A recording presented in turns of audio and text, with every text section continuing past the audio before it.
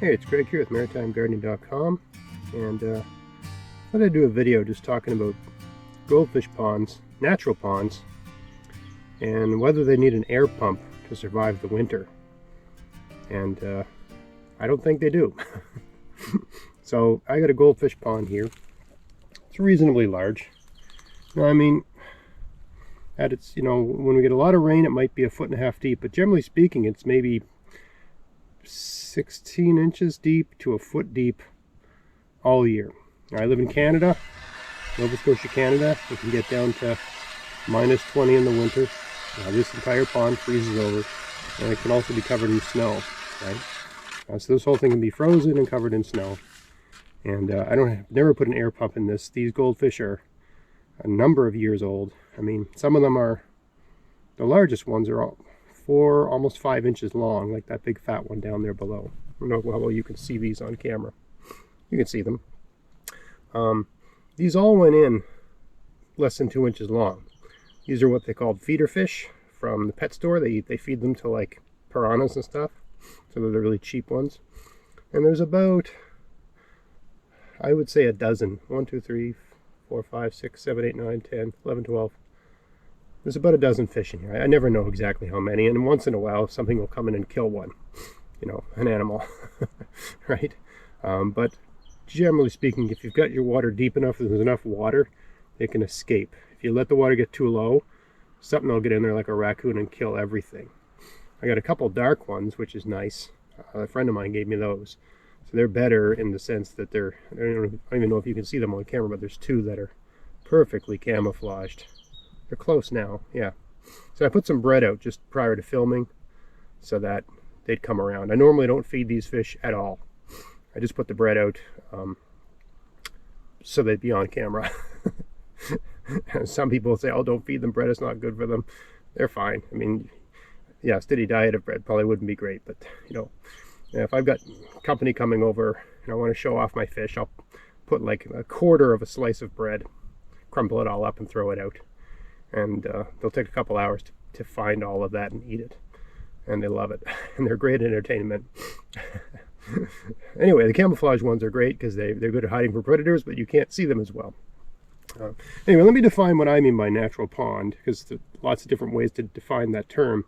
A natural pond to me is you find a place where water naturally collects, and you dig a hole, and you dig and you dig and you dig and you dig till you got a hole so big and so deep that it always has water in it no matter what. Whenever it rains, the hole fills up, and then between rainy periods the water levels drop, just like any natural pond in nature, right? So you're basically mimicking nature as much as possible. You can see there's some aquatic plants in there, right?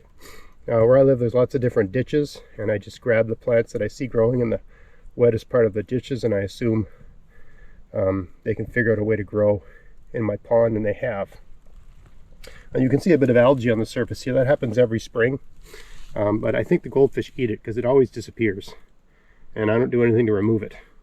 But there's always a sort of green crap on the surface in the spring, and it always goes away. I think by not feeding your goldfish, they just eat all of that. They solve the problem for you, right? So I mean, you can see some of these. They've grown a lot over the years, and all they get is whatever aquatic insects, whatever falls into this pond that they can eat. And goldfish will eat anything. They eat it. So that's all I do to maintain them in here. So why do I think they're able to survive underneath the ice with no air pump? Well, they're in water, and they filter their oxygen out of the water. That's how gills work, right? And there's enough oxygen in the water to sustain them over the winter. Number one, because the water gets really cold, their metabolism slows way down. So they don't need nearly as much oxygen, right? They're not eating, they're not metabolizing. They're basically, everything slows way, way, way down. So that's one thing. Their oxygen need is way lower. Number two, and this might not work for everywhere, but it works for where I work. We get the odd melt in the winter. We get the odd rain in the winter, right? You can have 1 week where it goes from 20 degrees below freezing to 10 degrees above freezing. Okay, whenever that sort of thing happens, the water, because this is a natural pond, right? That melt goes into the pond, and that new water is oxygenated, right? I mean, if it was rain, it literally fell through the sky.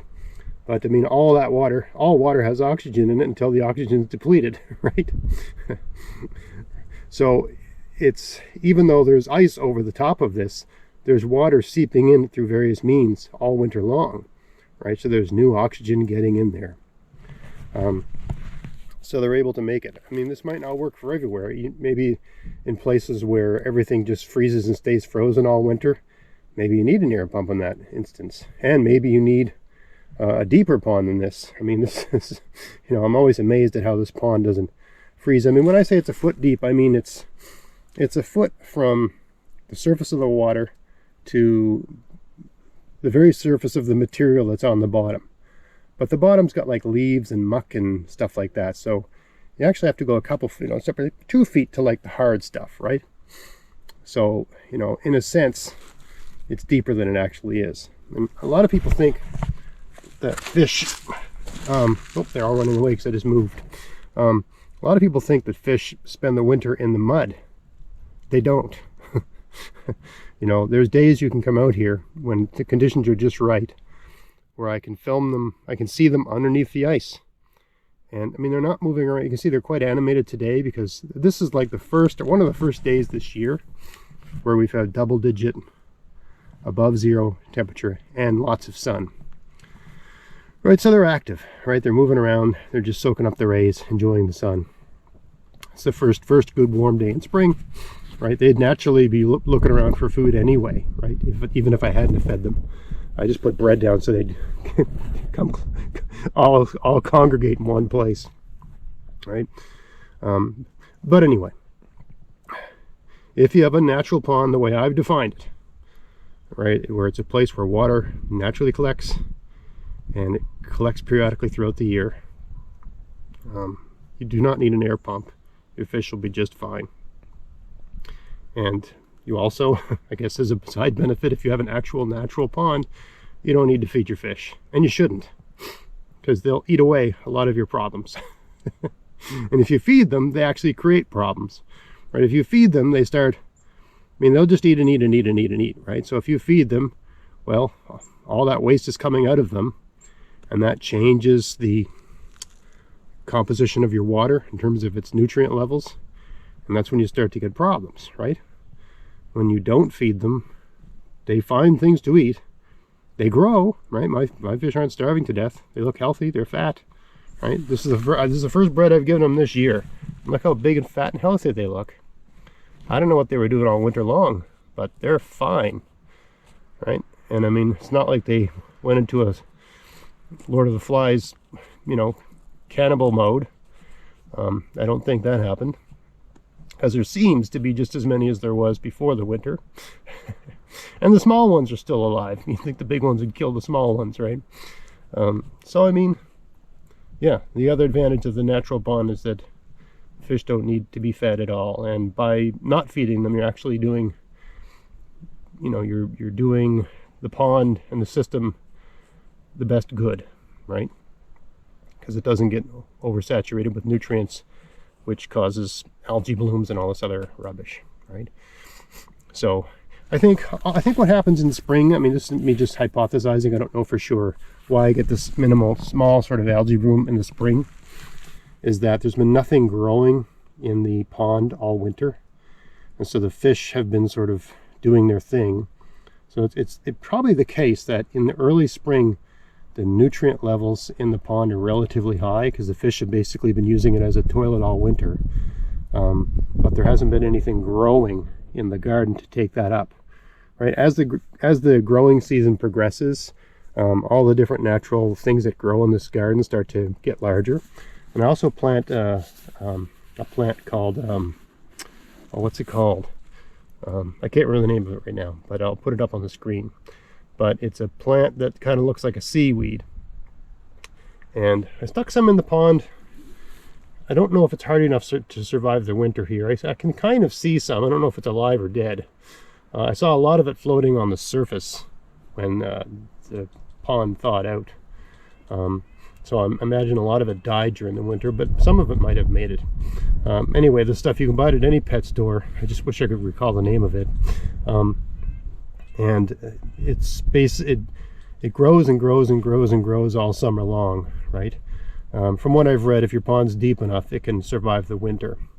But the great thing about it is it's like a seaweed, so it uses up the nutrients, right? So anyway, long roundabout, I think those nutrient levels are high at the beginning of spring because the fish have been using the pond like a toilet all winter long, but nothing has really been growing in the pond all winter long. And so you get a bit of an algae bloom in spring. It always disappears and I never remove it. So I'm guessing the fish eat it when they're hungry.